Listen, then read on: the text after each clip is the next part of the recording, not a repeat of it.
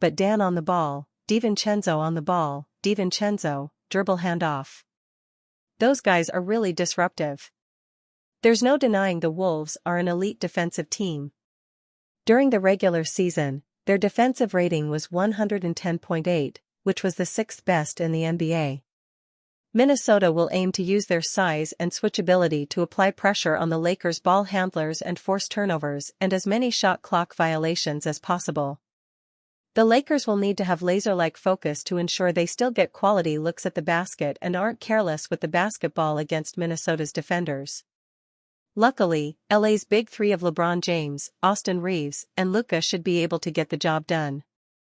Despite the challenges the Wolves represent, the Lakers, on paper, give Minnesota just as many problems, if not more. Lakers fans had the team beating the Wolves in this series, and with the schedule giving this older team some extra days off, LA will have time and home court on their side for Redick's first playoff series as Lakers coach. They also still have a few more days to prepare and rest before Game 1, which will begin in Los Angeles on Saturday, April 19th. Hopefully, they'll use these days to get off on the right foot and begin this series with a lead. Magic Johnson shares fear for Lakers series versus Timberwolves. Months removed from their blockbuster trade for Luka Doncic, the Los Angeles Lakers are entering the postseason as the number 3 seed in the West. Though they look poised to contend, one franchise legend has his concerns heading into round 1. To start the postseason, the Lakers find themselves matched up with the Minnesota Timberwolves. Though they went through some growing pains to start the year, they've been one of the NBA's hottest teams in recent months. Before the postseason action officially gets underway, Lakers icon Magic Johnson shared his thoughts on the series. Even though LA is one of the top seeds in the West, he still has his doubts.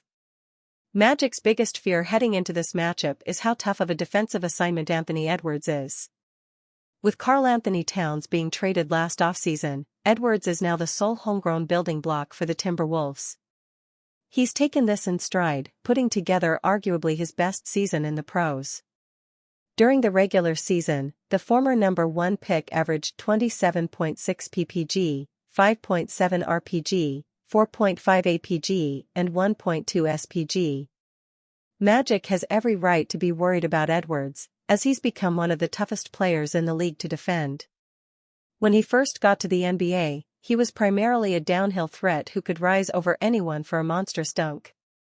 This season, he's shown he's much more than that. Like most stars of today's era, Edwards has added the three-point shot to his arsenal. He shot a career-best 39.5% from beyond the arc in the regular season while attempting 10 threes a game. Defenders now have to commit to him farther out, opening the floor for him to create more driving lanes. Seeing that they have a plethora of big wings on the roster, the Lakers have the personnel to slow Edwards down to some degree. Containing him offensively will be crucial as they attempt to advance to the Western Conference semifinals. How the Lakers are using their week off to get ready physically for the playoffs. Let's take a closer look at how the Lakers are prepping for the NBA playoffs with their week off. The Lakers had a grueling end-of-season schedule with many of those games coming at a higher intensity due to playoff seeding ramifications. The team made it through with some ups and downs, as expected, and came out with the number 3 seed in the West, clinching that seed in the penultimate game of the regular season against the Rockets. Subsequently, they were able to rest all of their key players in the final game against the Trailblazers, which gave the playoff rotation players a week off before starting their first-round playoff series against the Timberwolves. Let's take a closer look at how they're using that time. First things first is some much-needed rest. As I mentioned, the team had a very busy end to the season, so immediately you allow some time for players to deload physically and take time off. The team was given the day off on Monday, giving the core roster 3 days of no games.